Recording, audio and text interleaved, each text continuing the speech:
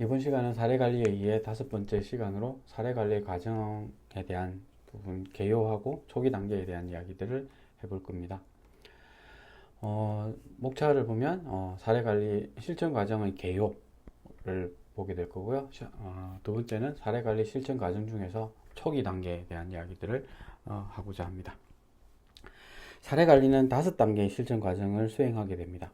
사회복지 현장에서 활용되고 있는 다양한 실천 방법 중에서 클라이언트의 문제 해결을 돕는 일정한 진행 절차가 제시되어 있으며 누구든 그 절차에 따라 실천하면 목표를 성취하도록 안내하고 있습니다. 사례 관리도 마찬가지로 클라이언트의 사회적 기능 강화 및 삶의 질 향상 혹은 역량 강화를 위해 초기 단계부터 평가 및 종결 단계까지 이르기 위해서 이러한 실천 단계들을 가지고 있는데 이번 시간에는 사례 관리 실천 과정의 개요 및 초기 단계에 대해서 살펴보도록 하겠습니다. 사례관리 실천 과정의 개요 및 특징을 살펴보면 사례관리 실천 과정은 학자마다 조금씩 다르게 제시하고 있습니다. 목설리는 1989년에 사정, 서비스 계획, 실행, 점검, 검토 및 평가의 단계를 제시했고 벨로와 밍크는 1996년에 초기 단계, 사정 단계, 계획 단계, 자원 사정 및 접근 단계, 조정 단계, 철회 단계를 제시했습니다. 그리고 미국 사회복지사 협회 같은 경우는 1996년에 클라이언트 확인과 접수, 계약, 사정, 서비스 계획 수립, 서비스의 실행, 점검 및 조정, 자원 연결 및 옹호, 재사정, 종결의 단계를 제시하고 있습니다. 사례관리의 목적을 달성하기 위한 일련의 계획 과정으로 초기부터 종결에 이르기까지 시간적 연속성을 갖고 순서대로 진행하게 되는데 그렇다고 해서 이러한 순서가 고정된 것이 아니라 순환적이며 탄력적으로 적용되고 있다는 것입니다. 그 예로 서비스 계획의 수립이나 실행의 단계에서 클라이언트 상황이 달라지거나 새로운 문제와 욕구가 발견될 경우 언제든지 이전 단계로 돌아가 재사정하고 그 결과에 따라 개인 목표와 방법을 수정할 수 있다는 것입니다. 사례관리 실천 과정을 초기 단계, 사정 단계, 계획 단계, 실행 단계, 평가 및 종결 단계로 나누어지는데 이 안에서 사정 단계에서는 욕구 사정, 자원 사정, 강점 사정, 장애물 사정, 계획 단계를 넘어서 실행 단계에서는 자원 연계, 점검, 조정, 옹호 등이 포함된다고 할 수 있습니다. 이러한 부분들을 그러니까 좀 구체적으로 보면 초기 단계에서는 서비스의 동의와 계약이 이루어지고 그리고 사정 단계에서 주요 과업으로는 욕구 사정, 자원에 대한 사정, 강점 사정, 그리고 장애물에 대한 사정을 하게 됩니다. 계획 단계에서는 개별 서비스 계획을 수립하게 되고 이거에 따라서 실행에 대한 부분들을 챙기게 되는 거. 이어서 실행 단계에서는 자원을 연계하고 점검 및 조정을 하고 그리고 옹호 활동들을 지원하게 됩니다. 다섯 번째 마지막으로 평결 및 종결 단계에서는 서비스를 분리, 철회하고 사후 관리를 하게 되는 부분이 있습니다.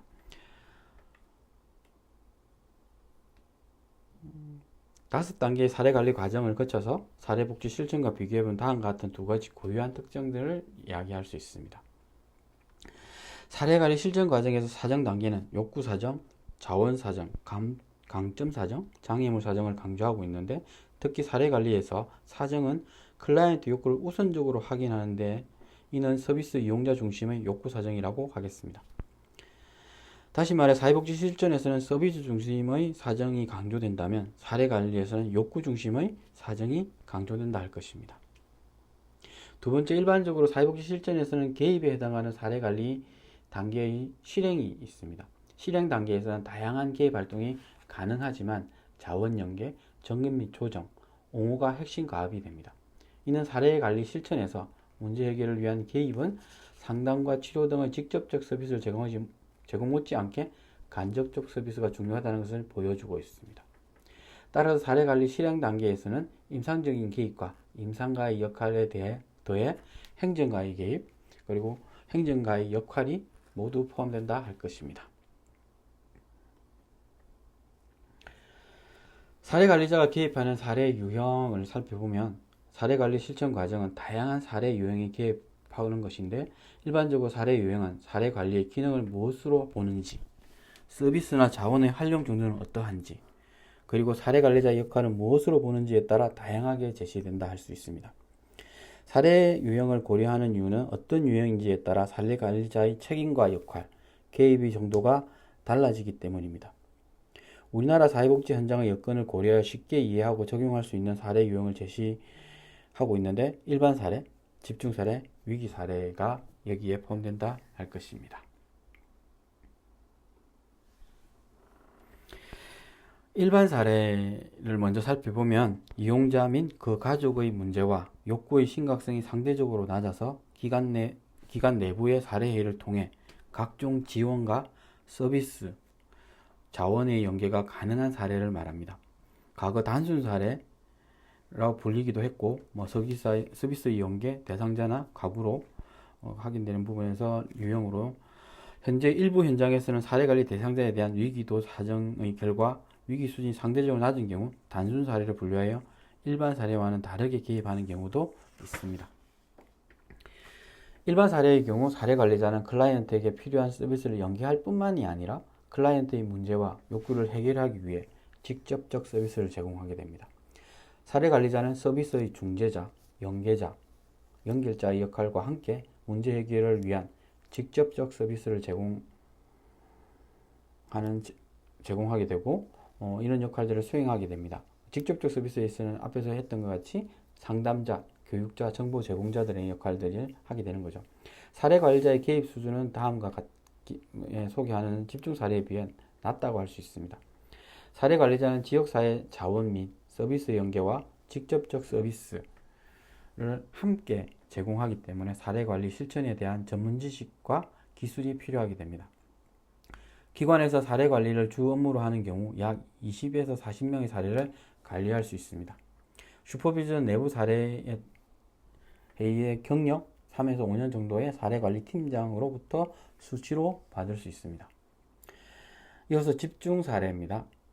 이 유형은 이용자 및 그 가족이 복합적인 문제를 가지고 있으며 문제의 욕구와 심각성이 높아 사례 관리자의 집중적인 개입이 요구되며 다양한 서비스 연계를 위해 통합적 개입이 필요한 사례라고 할 수 있습니다.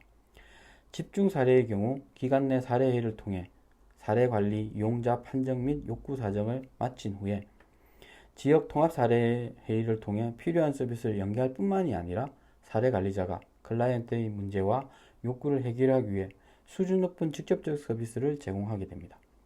일반 사례와 비교하여 사례 관리의 간접적, 직접적 기능과 그에 따른 사례 관리자의 역할이 더 체계적이고 집중적으로 요구된다 할 것입니다. 집중 사례를 다루는 사례 관리자는 관련 지식과 기술을 충분히 갖추고 있어야 합니다. 사례 관리자가 집중 사례에 개입하는 수준은 일반 사례에 비해 높다고 할 수 있으며 기관에서 사례 관리를 주 업무로 담당하는 경우 10에서 20 정도의 사례를 관리할 수 있습니다. 슈퍼비전은 통합 사례 회의의 경력 5년 이상의 현장 전문가나 전문 슈퍼바이저로부터 받아야 합니다.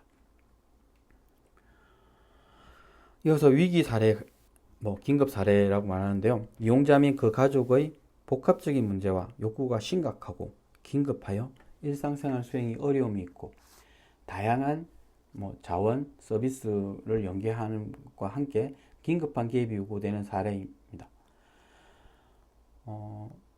위기 사례는 이용자가 복합적이고 고질적인 문제, 만성 정신질환, 자살기도 및 자해, 타해, 위험, 중도, 가정폭력, 성폭력 등을 가지고 있어서 전문가의 자문과 도움이 필요한 경우 긴급 사례 같은 경우는 이용자 및 가족원이 소득이나 건강의 상실, 주거지의 상실, 학대 등으로 생계 유지가 곤란해져 긴급한 지원이 필요한 대상을 말하게 됩니다.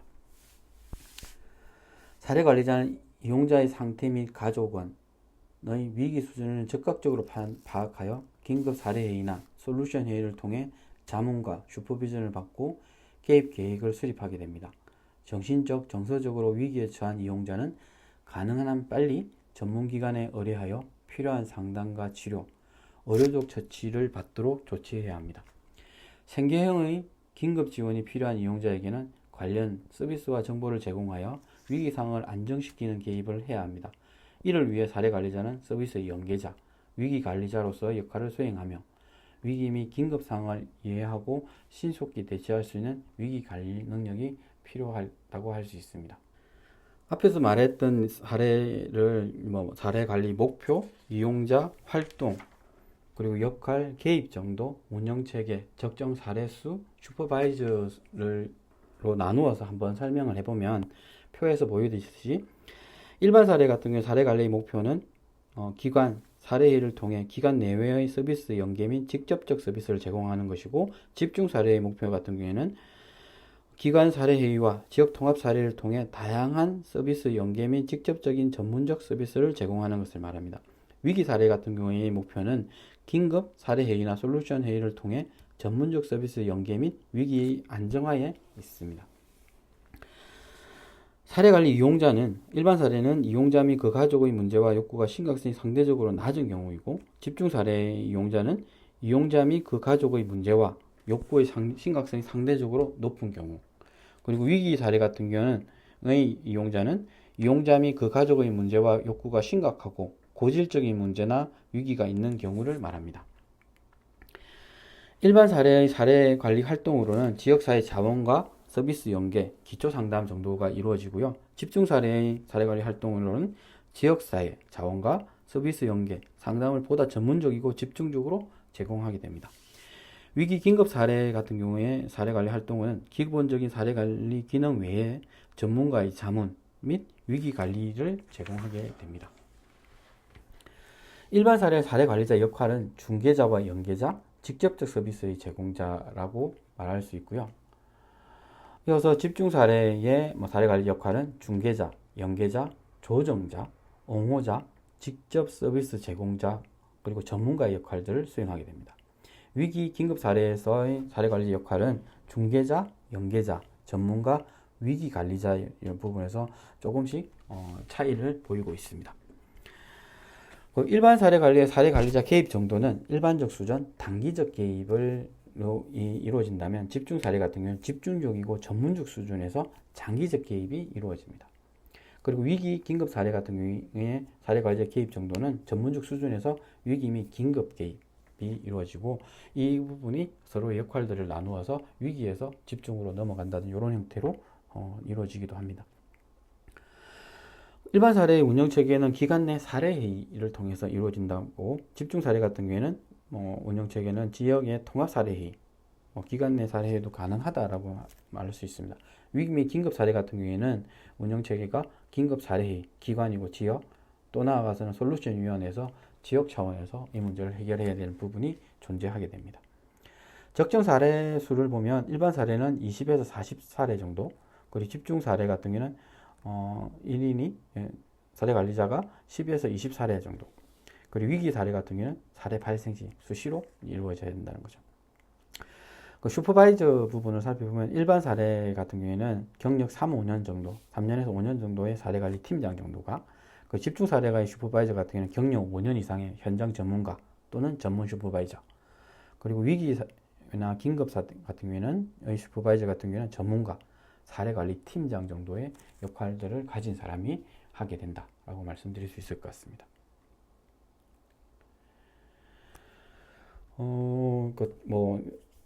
그러니까 다음 실천 과정으로 넘어가기 전에 사례를 한번 읽어드리려고 합니다. 아이들은 믿는 만큼 성장한다라는 주제로 이렇게 있는 내용인데요. 아이들은 스스로 정답을 찾을 수 있다. 그런데 사례 관리자가 혹은 어른들이 스스로 불안하기 때문에 섣불리 정답을 알려주는 경우가 있다. 그렇다 보면 아이들은 의존하게 되고 실패하게 된다. 어떻게 보면 복지병 이렇게 이야기하는 부분이겠죠. 영수를 만나서 나는 많은 것을 알게 되었다. 많은 시행착오가 있었지만 영수가 나에게 오히려 중요한 것을 알게 해주었다. 아이들이 무엇을 원하는지 알아야 하는 것, 그리고 사전기록지를 채우는 것보다 마음으로 다가가야 한다는 것, 관리보다는 관계를 먼저 고민해야 한다는 것을 알았다. 사랑 나눔터에 오는 한 학생이 나에게 시를 한 편 선물로 주었다. 나는 시를 읽으면서 반성했고 감동받았다. 내가 아이들에게 어떤 문제든 해결해주는 해결사가 아니어도 된다는 것, 그런 부담감 때문에 힘들어하지 않아도 된다는 것, 그저 아이들이 머물 수 있는 편안하고 안정된 곳을 만들어주면 된다는 것을 알게 해주었다. 고맙다 얘들아. 우리가 만능일 필요는 없는 거죠. 사례 관리를 한다고 해서. 하지만 최선을 다하고 그러니까 후회가 남지 않을 정도의 노력은 해야 되는 부분이 있습니다. 그러니까 여러 가지 단계, 앞에서 우리가 살펴봤듯이 5가지 단계 중에 이번에는 초기 단계에 대한 이야기들을 해볼 겁니다. 실천 과정에서 초기 단계는 사례 관리자가 다양한 경로로 클라이언트를 발견하고 인테이크 및 사례 회의를 통해 사례 관리 적격성 여부를 판단한 후 그 결과에 따라 사례 관리 대상자, 이용자로 선정하는 단계를 초기 단계라고 이야기합니다. 사례 관리 초기 단계의 과업으로는 사례를 발견하고 직접 요청할 수도 있고 의뢰를 받을 수도 있고 직접적인 사례 발굴, 아웃리치를 할 수도 있습니다. 그리고 다음 단계는 인테이크, 초기 면접을 진행해야 되는 거죠. 그리고 세 번째로는 사례회를 통해 사례 관리 클라이언트, 대상자를 선정하고 동의서를 작성하는 이런 작업들을 해야 되는 겁니다. 이것들을 좀 더 구체적으로 살펴보면 사례 발견입니다. 필요한 것은 사례 발견은 사례 발굴이나 대상자 발굴이라는 말과 혼용됩니다. 사례 관리자가 사례를 발견하는 방법에는 클라이언트의 직접적인 요청, 의뢰를 받고 그리고 직접적인 사례 발굴, 아웃리치 등이 있을 수 있습니다. 먼저 사례 발굴에 있어서 그러니까 첫 번째 직접 요청에 대한 부분을 살펴보면 잠재적인 클라이언트가 직접 기관을 방문하거나 전화를 걸어 자신의 상황을 알리는 것으로 현장에서는 클라이언트가 직접 도움을 요청하는 경우는 흔치 않습니다. 클라이언트가 복합적인 욕구와 문제가 있다 하더라도 어디에서 어떤 도움을 받을 수 있는지를 잘 모르기 때문입니다. 직접 도움을 요청하는 경우 클라이언트는 자신의 상황을 개선하려는 의지가 있고 변화의 동기가 클 수 있기 때문에 사례 관리자는 가능한 현실적인 기대와 희망을 품도록 잘 이끌어야 합니다. 또한 클라이언트가 사례 관리에 대한 이해가 부족한 점을 고려하여 이를 쉽게 설명하면서 인테이크 및 그 이후의 진행 과정에 적극 참여하도록 동기를 부여할 필요가 있습니다. 이어서 의뢰를 받는 경우죠. 사례 관리 시작은 대부분 의뢰를 통해서 이루어지는데요. 일반적으로 의뢰는 외부로부터 의뢰를 받는 것, 그리고 외부로 의뢰를 보내는 것으로 나누어집니다. 사례 발견의 한 방법으로서 의뢰는 외부의 기관이나 관련인 혹은 기관 내부의 다른 부서나 실천가로부터 잠재적 사례 관리 대상자를 의뢰, 추천받는 것입니다. 의뢰처는 매우 다양합니다. 우선 해당 기관 안에서 다른 사업이나 프로그램에 참여하는 서비스 이용자 중에서 사례 관리가 필요하다고 판단하여 사례 관리팀에 의뢰할 수도 있습니다. 외부 혹은 지역에서 시군, 구청, 읍면동 주민센터, 사회복지기관이나 시설, 보건소, 학교, 고용센터, 경찰, 교회, 지역아동센터, 상담센터, 통장, 반장, 이웃 등 다양한 공식적, 비공식적 통로를 통해 이루어집니다. 기메일 같은 경우는 복지보안관이라고 해서 이 통장들을 지정한다든지 이렇게 하면서 보다 많은 사람들이 이런 사례들을 발굴해서 신고하는 절차들을 하고 있죠. 의뢰받기가 효과적으로 이루어지려면 평소 의뢰처에 대한 관리가 중요합니다. 관련 기관 목록표를 작성한 후 이를 주기적으로 업데이트하면서 협력적 관계를 유지해야 합니다. 특히 의뢰를 수동적으로 받아들이기보다는 의뢰처에 정기적으로 공문을 보내 사례 관리가 필요한 잠재적 클라이언트를 언제든 의뢰할 수 있도록 관련 정보를 제공하는 것이 필요합니다.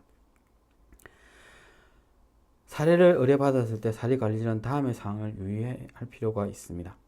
의뢰받을 때 가능한 서비스 의뢰서를 받는 것이 좋습니다.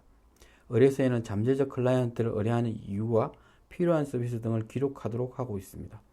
서비스 의뢰서를 접수한 후 서비스 의뢰서가 없다 하더라도 의뢰받은 사례 관리자는 우선 전화 통화를 하여 잠재적 클라이언트가 도움을 원하는 상황인지를 확인해야 합니다. 도움을 원하는 경우 인테이크, 초기 면접을 진행하고 의뢰받은 잠재적 클라이언트가 모두 클라이언트가 되는 것은 아닙니다. 의뢰받은 문제가 클라이언트에게 우선순위가 되는 문제이며 클라이언트가 해결을 원하는 문제라는 것에 클라이언트가 동의를 해야 가능한 부분인 거죠.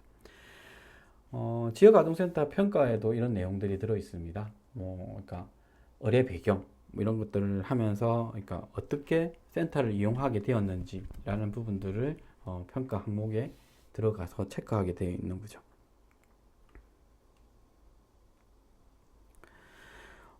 이어서 직접적인 사례 관리, 사례 발굴, 아웃리치라고 이야기하는 부분입니다. 사례 관리자가 직접 잠재적인 클라이언을 찾아 나서는 것인데요. 클라이언트가 있는 곳으로 직접 나간다는 의미에서 아웃리치라고 합니다. 사례 발굴은 취약계층을 위한 복지 사각지대 발굴과 유사한 의미를 갖고 있습니다. 사례 발굴은 수시로 가능하나 안정적인 활동을 위해 정기적으로 수행하는 것이 바람직합니다. 경우에 따라서는 민관이 협력하여 사례를 발굴하는 경우가 있습니다. 아웃리치를 통해 사례 관리자가 고려해야 하는 사항. 서비스가 필요한 잠재적 클라이언트를 찾아낸다. 이를 위해서는 지속적으로 잠재적 클라이언트를 발굴할 수 있는 발견 가능 장소 및 네트워크 체계 등 지역사회 정보를 충분히 알아야 합니다. 발견한 잠재적 클라이언트와 개별적인 상호작용을 통해 이용 가능한 서비스의 자원을 알려주며 정기기관의 서비스 체계 내에 들어올 수 있도록 격려하고 권유하며 대부분의 잠재적 클라이언트들이 갖는 자신의 정보 노출에 대한 두려움, 무력감, 서비스에 대한 방어 및 저항감 등을 주의하여 다루어야 합니다. 저도 이제 그러니까 지역사회 보장 협의체 아동 청소년 분과 활동을 할 때 학교 밖 청소년들을 만나기 위해서 내동에 있는 공주공원에서 야간 매점을 진행했던 정기적으로 지역의 다양한 사회복지사들과 함께 아동 청소년 관련 기관에 있는 분들과 함께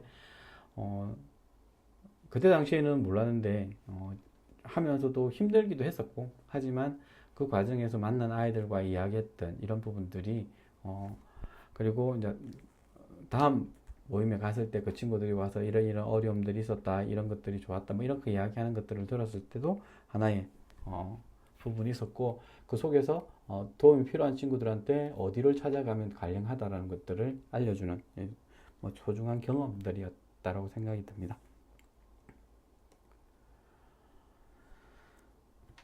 현장 사정을 고려할 때 사례 관리 필요가 높은 대상일수록 서비스에 대한 인지도가 낮아 서비스에 대한 접근성이 매우 낮게 됩니다. 어디를 찾아가야 될지 모르는 이런 상황이죠. 따라서 대상자 발굴 경로를 확보하고 유지하는 것은 사례 관리자에게 중요한 과제가 됩니다. 경남에는 아직까지 그런 경우가 별로 없는데 서울에는 찾아가는 버스 형태의 아웃리치도 진행되고 있죠. 청소년 사업들을 하는 팀들 같은 경우에는 이런 부분들이 있고요. 경남에는 사회복지 차원은 아니지만 찾아가는 도서관 이런 형태를 통해서 그 속에서 이런 부분 성폭력 교육을 하는 버스 이런 들이 이루어지고는 있습니다. 사례 발굴에서 민간의 협력 활동들을 보면 사례 관리를 진행하는 기관이나 서비스를 제공하는 기관에서 추진하고 있는 대상자 발굴 사업 및 프로그램 정보를 공유하는 협력 체계 구축하기, SNS나 통합 사례회의를 통해 새로운 정보를 수시로 공유하는 것, 방문형 사회 서비스 기관, 방문형 보건 서비스 기관, 야쿠르트 배달이나 수도 검침원 등 민간과 사례 발굴 협력 체계를 구축하는 것, 동주민센터에 찾아가는 보건복지팀, 학교 등 공공기관과 사례 발굴 협력 체계를 구축하는 것, 그리고 개별 기관은 지역 사회 내 기관의 운영 목적과 기관이 진행하는 사례회의 특성을 고려하여 적절하게 대상자를 상호 의뢰하고 접수하는 것들이 필요하다라는 부분이 여러 가지 현장에서 요구되고 있는 상황이기도 합니다.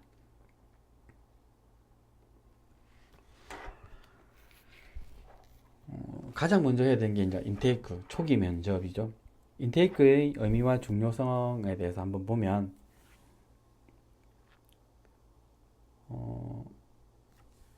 초기 면접을 실시하여 그 결과 초기 면접지를 작성하게 됩니다. 초기 면접의 주요 업무는 본격적인 사정의 전 단계로서 클라이언트와 그 가족이 당면한 문제와 욕구를 대략적으로 파악하여 사례관리 대상자 적격 여부를 판정하는 것입니다. 면접 결과에 따라 사례관리 대상자로 포함시킬 것인지 아닌지를 결정하고 적격 기준에 해당하는 자에 한해 사례관리 서비스를 제공하게 됩니다.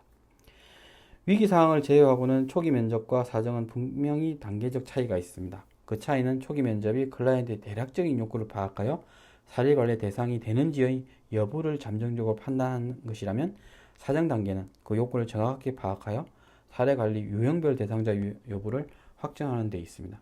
그러나 사실상 초기 면접과 사정은 동시에 이루어질 수도 있습니다. 대략적인 문제와 욕구를 파악하기 위해 사례 관리자는 클라이언트 상황에 대한 기본적 정보 수집과 함께 가계도 및 생태도를 그리게 됩니다. 가계도 및 생태도는 이후 사정 단계에서도 클라이언트 상황을 분석하는 도구로서 유용하게 활용이 됩니다. 특히 생태도의 경우 서비스 제공에 따른 사회적 망의 변화를 확인할 수 있는 근거 자료가 됩니다. 초기 과정을 잘 이끌기 위해서는 사례 관리자가 클라이언트를 상담하고 정보를 수집하는 기술을 잘 습득하고 있어야 하며, 예를 들어 신뢰를 구축하고 기대를 명료화하며 부정적인 감정을 잘 다루고 관련 정보를 객관적으로 수집하고 파악하는 능력이 필요하게 됩니다. 면접에서 클라이언트와 주변인, 의뢰인이 될 수도 있고 후견이 될 수 있고 가족 등이 될 수 있습니다. 주변인이 진술하는 내용 중 주요 문제나 욕구에 관련된 사항은 가능한 그들이 진술한 내용 그대로를 기록하는 것이 좋습니다. 사례 관리 대상자 판정은 1차적으로 초기 면접을 진행한 사람의 의견을 토대로 하여 가능한 사례를 통해 결정하는 것이 좋습니다. 사례 관리의 중요 대상은 클라이언트 및 그 가족이 당면한 문제와 욕구가 복합적이고 만성적이어서 이를 해결하는 데 일부 특정 서비스보다는 해당 기관 및 지역의 다양한 서비스와 자원을 통합적으로 제공할 필요가 있는 경우입니다. 이러한 대상자 중에 해당 기관의 사례 관리 운영 지침에서 대상자 선정 기준에 부합한 클라이언트로서 사회적 기능 강화와 삶의 질 향상을 위한 사례 관리의 주요 절차 및 업무 수행 방식에 동의하고 필요한 서비스 계약을 수립한 클라이언트가 실제적인 대상자입니다.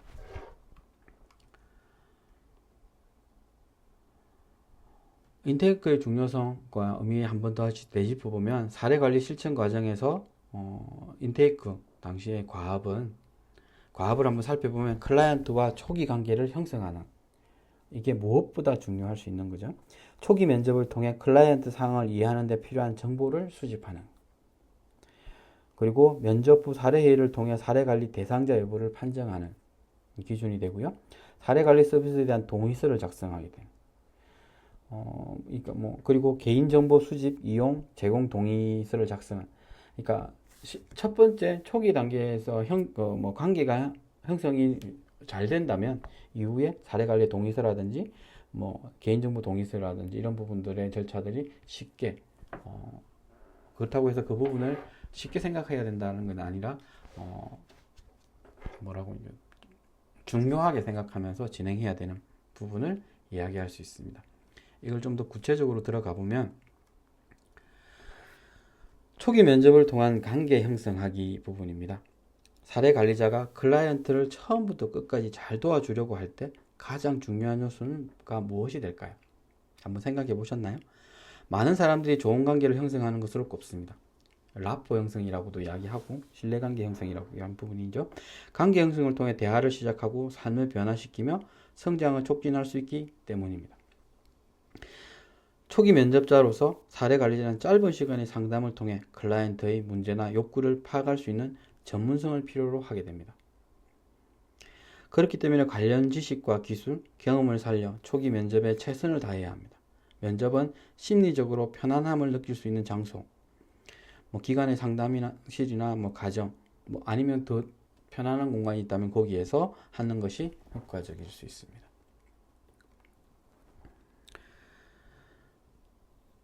사례 관리자가 클라이언트와 신뢰관계에 기초한 관계를 형성하기 위한 기술들은 여러 가지가 있는데요. 여기에서는 소개하기 기술, 경청하기 기술, 반응하기 기술, 부정적인 감정을 다루는 기술, 참여를 촉진하는 기술이 있을 수 있습니다.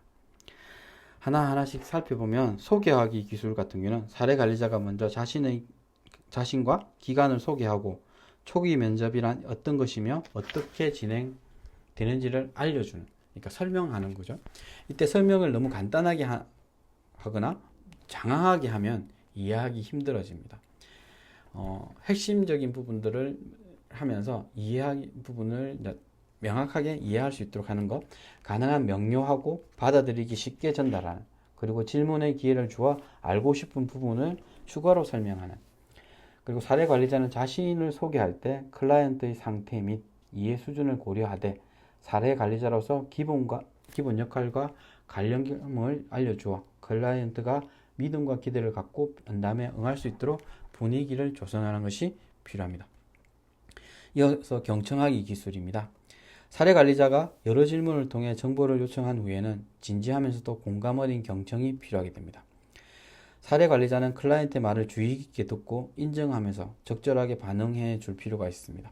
클라이언트가 조사받는다는 느낌이 들지 않도록 적절한 질문 기술을 활용한 것이 필요하고, 경청을 위한 질문 기술로는 클라이언트의 이야기를 경청한 후 사례 관리자가 요약해서 다시 이야기함으로써 진술 내용과 욕구를 구체적으로 확인하는 것, 그리고 클라이언트의 욕구나 어려움을 보다 정확히 이해하고 초점화할 수 있는 질문을 활용하는 것, 클라이언트가 진술한 내용을 사례 관리자가 정확히 이해했는지 명료하는 질문을 활용하는 방법이 있습니다. 또한 경청의 한 가지 방법은 강점, 관점에 기초한 경청 기술을 적용해 보는 것입니다. 이것은 클라이언트가 하는 이야기의 리듬과 패턴에 최대한 주의하면서 그 이야기를 잘 듣는 것이며, 클라이언트가 말하는 사건들을 함께 공유하면서 이를 어떤 전체적인 맥락 속에서 바라보도록 해주는 방식입니다. 중요한 것은 희망과 용기의 신호를 어떻게 찾아낼 것인지, 그리고 그 가운데서 그 신호를 강화하는 방식으로 그것들에 어떻게 이름을 붙일 것인지 하는 것입니다. 클라이언트의 호소와 바람, 어려움에 귀를 기울이되 문제 뒤에 가려진 강점, 장점에도 함께 귀를 기울이는 노력이 필요하게 됩니다. 세 번째로 반응하기 기술입니다. 반응은 클라이언트의 진술, 어떻게 보면 호소, 욕구가 되겠죠. 충분히 들으면서 추가적인 확인이 필요하거나 혹은 이해와 수용, 그리고 공감하는 감정과 내용을 전달하는 사례 관리자의 피드백인 거죠. 이거는 말로 할 수도 있고요. 행동으로도 할 수 있는 거죠. 특히 초기 단계에서 사례 관리자가 클라이언트를 충분히 이해하고 경청하고 있다는 표시로 반응하는 것이 좋습니다. 클라이언트가 했던 말을 반복하거나 강조하는 것, 요약하고 정리하는 것, 그리고 대화를 촉진하는 진술과 질문 등을 통해 상황에 맞는 적절한 반응, 고개를 끄덕인다든지 이런 형태로도 다 반응하는 부분이죠. 그리고 또 중요한 것 중 하나가 부정적인 감정을 다루는 기술을 요하게 됩니다. 사례 관리자를 처음 만나는 클라이언트는 여러 가지 낯선 상황으로 인해 불안한 마음을 갖게 됩니다.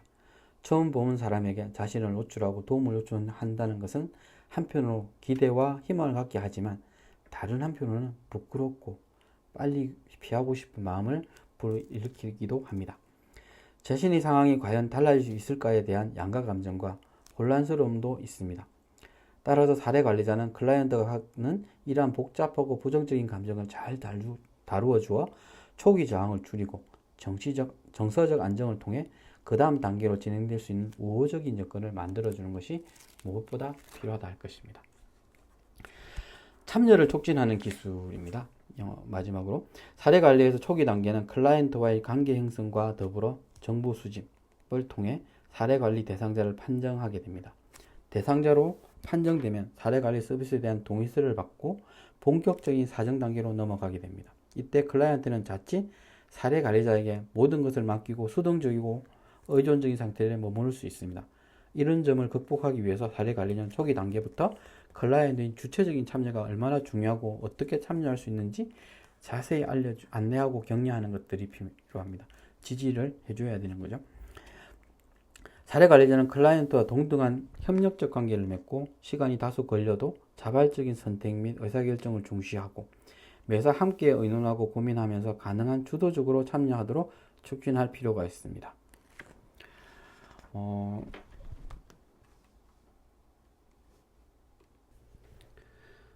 이후에부터는 두 가지 사례 정도를 한번 생각해보는 시간들을 가져볼까 합니다. 첫 번째 상황은 폭력이나 폭행이 예상되는 경우 초기 면담을 어떻게 할 것인가에 대한 부분입니다. 가정폭력, 성폭력, 정신질환, 범죄 경력 등으로 인해 위험하다고 추정되는 이용자를 처음 만날 때는 지인을 통하여 최대한의 정보를 확인한 후에 초기 면담을 진행합니다. 가정을 방문하여 면담하는 경우 지인과 함께 방문하거나 2인 이상이 함께 만납니다.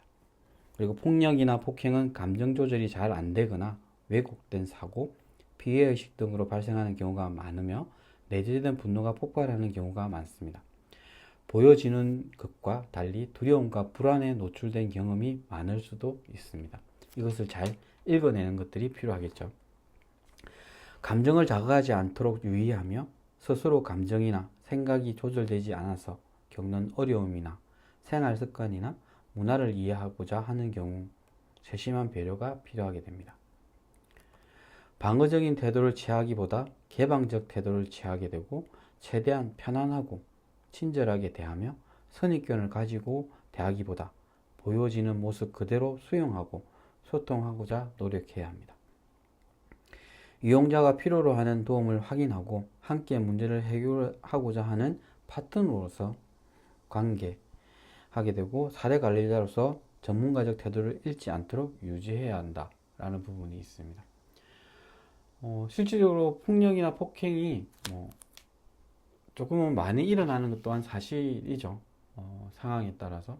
그래서 그러니까 사회복지사들이 어떻게 보면 힘든 3D 업종 중에 하나라고 이야기하는 부분들이 이런 부분이 아닐까 싶습니다. 그러니까 클라이언트, 사례관리 대상자도 중요하지만 이 일을 하는 사례관리자, 여러분의 안전도 중요하기 때문에 여러분 기관에 있는 그러니까 사례관리 지침에 준해서 그리고 일반적으로 안전을 최대한 보장한 상황에서 진행할 수 있는 것들을 챙겨볼 필요가 있을 것 같습니다. 이어서 한 번 더 두 번째 상황을 보면 전문 상담이 필요한 경우에 초기 상담을 어떻게 할 것인지. 여러분이 만나는 상황 중에 이런 경우들이 조금 많지 않을까라는 생각을 하게 됩니다. 정신질환, 알코올 중독 등으로 인한 응급 입원이 필요한 경우. 이것도 여러 가지 문제들을 해서 쉽지 않은 부분이 존재하죠. 정신건강복지센터, 중독관리통합지원센터, 관련 병원 등 관련 기관의 전문가와 관리인들과 함께 면담을 진행하고 신속하게 적절한 기관으로 보내 도움을 요청하는 경우가 있습니다. 여기도 동의가 필요하겠죠. 입원에 대한 부분에서 이것을 어떻게 설득할 것인가에 대한 부분이 존재하게 됩니다. 학대 등으로 긴급 분리가 필요한 경우, 아동보호전문기관, 노인보호전문기관, 경찰서 등 관련 기관의 전문가와 관련인들과 함께 면담을 진행하고 신속하고 안전하게 보호하도록 분리할 수 있도록 한다 라고 이야기하는데요. 최근에 이게 조금 바뀌었습니다. 신고 의무자이기도 하고 112에 바로 신고하고 경찰과 지자체 전담팀이 만들어져 있죠. 아동학대 같은 경우에는 이런 부분에서 최근에는 이제 어떻게 긴급 분리가 이제 우선되고 있는 상황이다라는 부분에서 안전이 최우선으로 고려되어야 된다라는 부분들이 존재하고 있습니다. 노인 학대의 경우 노인보호 전문기관으로 적시 상담 연계해야 한다라고 하는데 아동보호 전문기관은 그래도 전국에 조금 김해에도 있고 한데 노인 보호 전문기관은 제가 알기로는 많지 않은 걸로 알고 있습니다.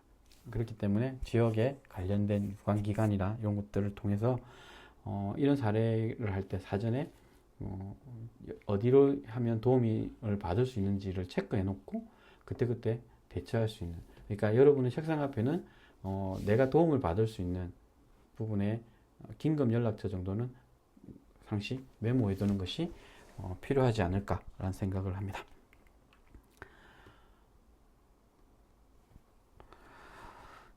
그리고 사례관리 대상자 여부 판정 및 서비스에 대한 동의 절차들을 하게 되는데요. 사례관리자의 인테이크, 초기 면접 결과를 토대로 해서 사례회의를 개최하게 됩니다. 회의를 통해 사례관리 대상자 여부를 판정하게 되고 즉 사례관리 서비스 제공의 적합성을 결정하게 됩니다. 적합성 판단에 대한 기준은 두 가지 정도가 있는데요. 기관의 사례관리 서비스 자격 기준에 대한 적합성입니다. 사례관리 기관은 내부적으로 정해놓은 기준이 있으므로 이에 적합한 사람인지 확인하고 사례관리 서비스의 대상자로 선정하게 됩니다. 여기에서 사례관리 클라이언트를 확인하는 절차는 반드시 이루어져야 되는 거죠. 두 번째는 기관의 자격 기준에 적합한 클라이언트가 자신의 문제와 욕구를 해결하라는 의지와 동기가 있는지를 확인한 후 최종적으로 대상자 선정을 마무리하게 됩니다. 그러니까 기관의 자격에 뭐 통과했다 하더라도 본인 의지가 없다고 한다면 진행하는 게 쉽지 않은 부분이죠. 뭐 이런 부분들에 대한 고민들이 이제 생기는 거죠. 도움이 절실하지만 나는 싫어 라고 하는 부분은 이제 설득의 과정들을 충분하게 해서 본인 의지가 있는 것들을 차려야 되는 거죠. 사례관리 대상자로 결정된 후에도 사례관리 서비스를 설명하고 사례관리 전 과정에 참여할 것을 권유하며 필요한 동의를 받는 것이 우선되어야 합니다. 여기서 서비스 동의의 중요성에 대한 부분들을 한번 짚어볼 건데요. 서비스 성과 및 결과에 대한 클라이언트의 책임을 강조하게 됩니다. 이 책임 때문에 안 한다 할 수도 있겠죠. 하지만 이 책임을 통해서 변화의 의지를 확인하는 것들이 필요하게 되고, 사례 관리자의 주변인의 일방적인 도움 제공이 아니라 대상자의 노력과 주체적 참여가 전제되어야 하는 협력적 실천임을 인식시키게 하는 거죠. 지금 이 문장이 제일 중요할 것 같아요. 사례 관리자와 주변의 일방적 도움을 제공하는, 그러니까 복지 서비스가 대부분 이렇게 진행이 됐죠. 그것도 뭐 참여의 의지가 있어야 되겠지만, 하지만 사례 관리에 있어서는 대상자의 노력이 무엇보다 중요하고 참여 의지를 통해서 변화하려고 하는 내 삶의 질을 내 스스로의 변화의 의지로 만들어 가겠다라는 것들이 중요한 부분이라고 할 수 있을 것 같습니다.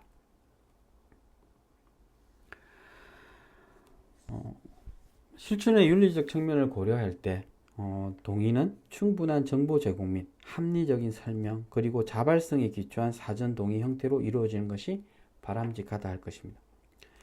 그러니까 그냥 동의해 주세요가 아니라 이런 일을 할 건데, 이런 프로그램이 제공될 건데, 이런 서비스가 연계가 될 건데, 그 속에서 충분한 설명 그리고 이해를 바탕으로 해서 스스로가 동의하는 부분이 필요하게 되는 거죠.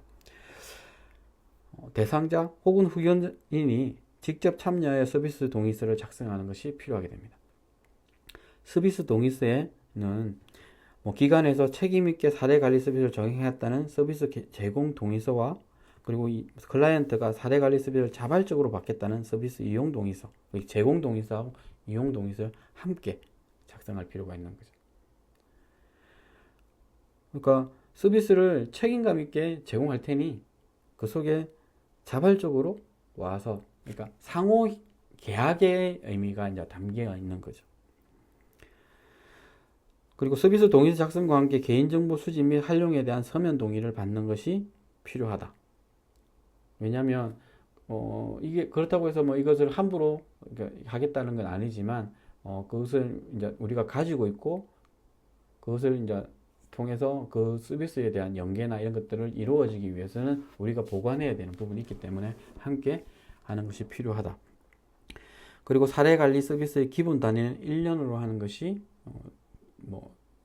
1년으로 하면서 갱신하거나 이렇게 하는 것이 필요하다라는 부분이고요. 이어서 이제 저희들이 한번 고민해야 될 부분입니다. 사례관리자의 소진. 사례관리자만 소진을 되는 건 아니고 사회복지 현장에 있는 모든 사람들이 소진을 경험하게 되고, 저는 조금 한 20여 년 이상 사회복지 현장에 있으면서 소진이 없었다고는 할 수 없지만, 그렇다고 해서 그게 심각하게 와보지는 않았던 것 같아요. 한 15일 정도 이렇게 있었는데, 그런 부분들의 경험들을 하고, 그럼 내 나름대로의 소진을 어떻게 다룰 것인가, 그리고 기관에서 어떻게 소진을 지원하고 이렇게 할 것인가에 대한 부분들을 조금 이야기해 볼 건데요. 사례관리 실천을 하는 사회복지사들은 사례관리자로서 많은 스트레스와 갈등을 경험하게 될 것입니다.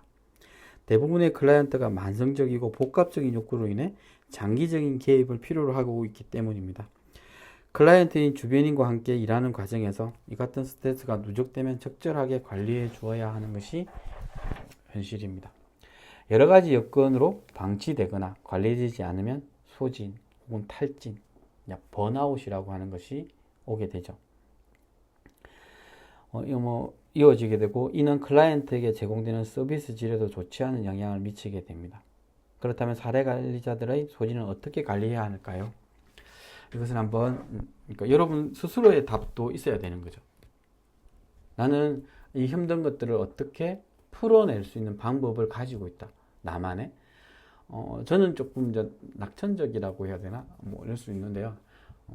저는 조금 다르게 접근하는 것들 중에 하나가 제 성향도 있는 것 같아요. 스트레스를 엄청 많이 받으면 자요. 자면서 자고 일어나면 일단 조금 괜찮아져요. 예전에는 먹는 것도 해봤는데 지금도 살이 쪄 있지만 먹는 것보다는 자는 것이 저한테는 그러니까 이 스트레스를 관리하는 데 있어 엄청나게 효과적이었던 것 같습니다. 그래서 여러분들도 여러분만의 방식도 찾아놓는 것이 필요하고요.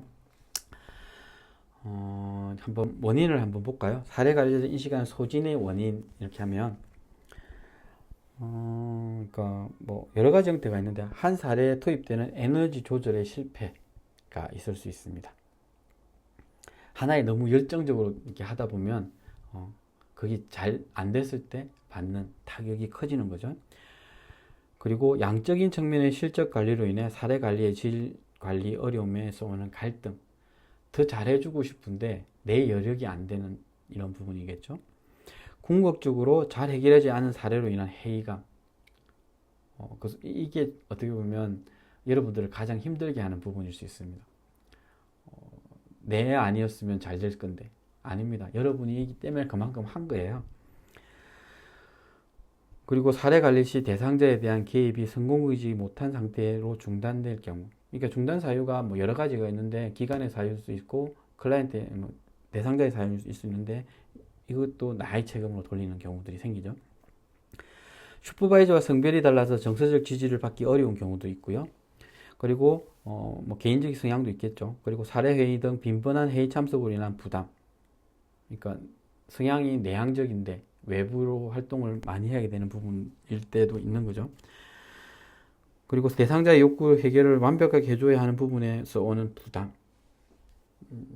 그리고 대상자의 과도한 요구와 이에 대한 해결을 해줘야 하는 마음의 부담. 퇴근 후에도 끝나지 않은 일 처리. 이거는 고질적인 부분이죠. 사회복지 현장에서. 그리고 소진의 단계를 한번 보면 열정이 넘치죠. 처음 시작할 때는. 그리고 이게 잘 안 됐을 때 침체, 이로 인해서 좌절, 그리고 무반응 혹은 냉담의 과정을 거치게 되는 거죠. 이걸 어떻게 예방하고 관리할 것인가? 이 부분은 크게 지지적 슈퍼비전, 자기보호활동, 업무환경 조정, 전문적 역량을 개발, 업무관리 기술의 개발, 성과에 대한 인식의 변화, 이런 것들이 있을 수 있는데요. 조금 보면 지지적 슈퍼비전은 슈퍼바이저와 슈퍼바이저의 긍정적인 관계에 기초하여 지지적 활동을 공유하는 거죠. 그러니까 이게 문제다가 아니라 이 부분에서 이렇게 했는데 이 부분은 잘 된 것 같고 다음에는 이 부분을 조금 더 했으면 좋겠다 라고 이야기하는 부분이 되겠는 거죠. 그리고 자기보호활동에는 균형 잡힌 식사, 충분한 수면, 유흥, 운동과 휴식, 오락, 종교활동, 어떻게 보면 이게 나의 소진을 예방할 수 있는 나만의 방법들인 거죠. 그리고 재충전의 기회, 조직이나 기관에서는 사례 관리자들의 재충전을 위한 쉼, 힐링, 연수 프로그램을 마련할 필요가 있다. 김혜 씨도 작년까지는 이 프로그램들을 진행했던 것 같아요. 그게 어떤 형태로든. 근데 지금 올해는 예산 확보가 쉽지 않아서 이 부분을 어떻게 할까라는 고민들을 하고 있는 현실입니다. 업무 환경 조정, 과도한 업무 투입 시간과 사례량을 조정하여 과중한 업무 부담을 줄인다. 그리고 휴식 공간의 마련, 전산 기록 체계의 정비, 기관 내 협력적 분위기 조성이 필요하다. 그러니까 과도한 업무를 줄일 수 있는 나름대로의 방법들이 필요한 거예요. 전산 기록 체계, 요새 이제 태블릿 PC 좋잖아요. 이 부분에서 체크리스트 형태로 해서 일의 업무를 좀 조정할 수 있는 부분이 있다면 그렇게 하는 거. 전문적 역량 개발, 업무상 개입 효과를 높이기 위한 지식, 기술, 태도를 향상시키고 이를 위해서는 교육과 훈련의 기회를 많이 제공하는 것이 필요하다.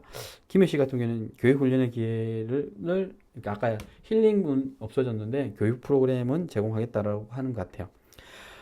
그리고 업무 관리 기술이가 시간 관리 기술, 활동량 조절의 기술, 적정한 업무 계획의 기술들을 익히게 하고 성과에 대한 인식 변화는 가시적인 성과에 집착하지 말고 장기적인 차원에서 클라이언트의 작은 변화와 자기 보호 수준의 점진적 향상에 초점을 두고 너무 조급한 것은 버려야 된다라는 부분이 있습니다. 이어서 이제 생각 한번 해보는 시간들이죠. 사례 관리자로서 욕구 중심 사정과 실행에 있어 나는 어떻게 할 것인가? 어떻게 하고 계신가에 대한 정리가 조금 필요해 보이고요. 두 번째는 적극적인 사례 발굴의 필요성에 대해 생각해 보죠. 내 성향이 조금 내성적이라서 이게 잘 안 돼. 그러면 팀으로 이것들을 해보는 것도 필요하지 않을까. 그리고 서비스 동의 중요성에 대해서도 한번. 그래서 원래 이게 사인하는 것들을 꺼려하는 분들이 좀 많이 있습니다. 그래서 이것들을 어떻게 효과적으로 해낼 것인가에 대한 고민들도 함께 했으면 좋겠고요. 이번 시간은 이렇게 마치고 다음 시간에 또 만나 뵙도록 하겠습니다. 수고하셨습니다.